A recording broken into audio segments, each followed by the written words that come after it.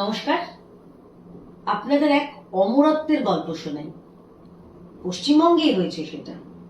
পশ্চিমবঙ্গের 2208টা বুথে সেখানে গত 23 বছরে নাকি একজনও মারা যায়নি।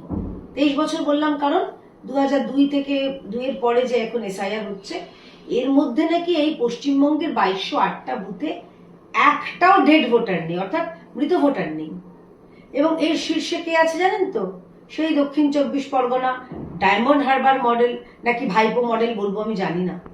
আমি অনুরোধ করবো মমতা ব্যানার্জি এবং অভিষেক ব্যানার্জিকে, যে কি খেয়ে, কোন টোটকা, কোন মৃত সঞ্জীবনী সুধা, নাকি কোন অমৃত কুম্ভের সন্ধান পেয়ে এই দক্ষিণ 24 পরগনা বা এই অঞ্চলে যে 2208টা বুথ রয়েছে, তারা কি খেয়েছেন যে 23 বছর ধরে বেঁচে আছেন?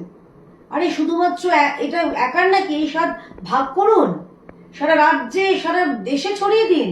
আপনারা তো নামে অন্তত অল ইন্ডিয়া তৃণমূল কংগ্রেস, যারা মূর্ষ রোগী আছে হাসপাতালে হাসপাতালে ছড়িয়ে দিন, তারা বেঁচে যাবেন। নাকি শুধু এই 2208টা বুথেই আপনারা এই গোপন রেসিপিটা রেখে দিয়েছেন?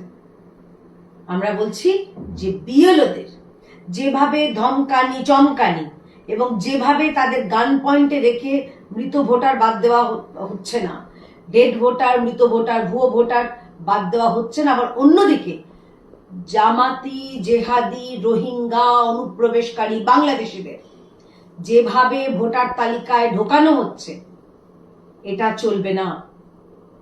2208টা বুথে ভাবতে পারছেন, এবং তার মধ্যে আবার 760টা বুথে নাকি 100% ফর্ম ফিল আপ হয়ে গেছে, মানে ভর্তি হয়ে চলে এসেছে, একজনও মৃত নেই। মানে এই গোপন রহস্যটা কি?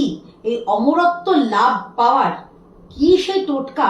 এটা যদি সারা রাজ্যের সঙ্গে ভাগ করে নেন, সারা দেশের সঙ্গে ভাগ করে নেন, তাহলে তো সবাই উপকৃত হয়। কিভাবে ভোট চুরি হয় তাহলে দেখুন আপনারা।